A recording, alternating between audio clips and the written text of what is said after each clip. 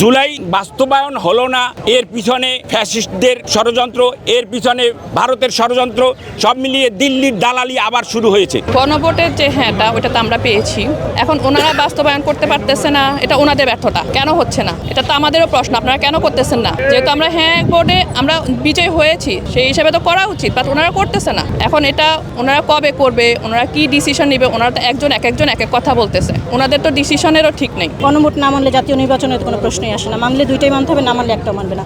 তাদের সুবিধা মতো তারা গণভোট মানবে না, তাদের সুবিধা মতো তারা জাতীয় নির্বাচনে তারা জয়যুক্ত হয়ে সরকার গঠন করবে, এটা মানবে, এটা তো আসলে হবে না। জুলাই সনদ যে এরকম গরিমসি হবে এটা আমরা ইলেকশনের আগেই বুঝে ফেলেছি, এবং ইলেকশনের পরে কিন্তু তারা আবার সঠিক পন্থায় যদি আসতো তাহলে আমরা দেখতাম যে যেখানে দুটা শপথ গ্রহণ করা হলো সেখানে একটা শপথ তারা করে তারা তাদের ঘরে যাচ্ছে, কেন দ্বিতীয় শপথ করা হলো না? আপনারা আজকে সূক্ষ্ম কিছু জিনিস নিয়ে আলাপ করছেন, সংবিধানে কি আছে কি নাই সেটা নিয়ে কথা বলছেন, হ্রস্বকার দীর্ঘকার হ্রস্বই দীর্ঘই সেগুলি নিয়ে বিতর্ক করছেন, কিন্তু ভুলে যাচ্ছেন জনগণই কিন্তু সবচাইতে উপরে, সংবিধানেরও উপরে।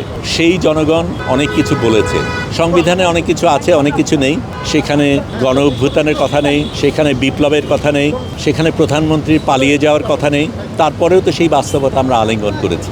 কারণ এই মানুষগুলি জনগণ রক্ত দিয়েছে, ত্যাগ করেছে, এবং সে ত্যাগের মাধ্যমে আপনারা আজকে এখানে আসতে পেরেছেন। আপনারা যদি সত্যি বিশ্বাস করেন জনগণ সবচাইতে উপরে, আপনারা যদি সত্যি জনগণকে শ্রদ্ধা করতে পারেন, আপনারা যদি সত্যি জনগণকে জানাতে পারেন যে যেই ত্যাগের কারণে তারা আপনাদের এখানে এনেছে সেই ত্যাগের প্রতি আপনারা সম্মান রাখেন, তাহলে আপনাদের এটাকে মেনে নেওয়া দরকার।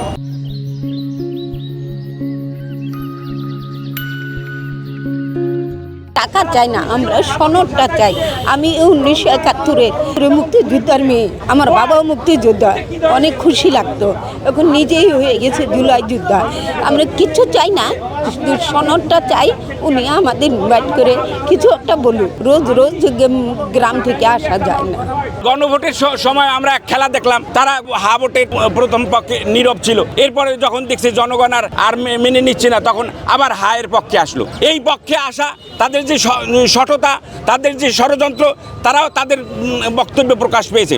সুতরাং 71-এর যে স্বাধীনতা সেটাকে পূর্ণতা দেওয়ার জন্যই জুলাই আন্দোলনকে এই 71 থেকে বিচ্ছিন্ন করে দেখার সুযোগ নাই। সংসদ ভবন একটা বহিঃপ্রকাশ, জনগণের আকাঙ্ক্ষার বহিঃপ্রকাশ, জনগণ যে রায় দিয়েছে সেটার একটা পরিচয়। সেই পরিচয়ের কারণেই, সেই আকাঙ্ক্ষার কারণেই আপনারা আজকে সংসদে রয়েছেন। আপনাদের অভিনন্দন জানাই, আপনারা জনগণের আকাঙ্ক্ষা পূরণ করবেন সেটাই আমরা আশা করি, বিশ্বাস করি। এতে আপনাদের দ্বিমত থাকতে পারে, আমাদেরও আছে, আরও অনেকেরই আছে। সম্পূর্ণভাবে একমত কোনো ক্ষেত্রে কারো হয় না, কিন্তু মোটা দাগে জনগণ যেটা চেয়েছে সেটাকে শ্রদ্ধা করা আপনাদের কাজ, কারণ জনগণকে শ্রদ্ধা করা আপনাদের কাজ।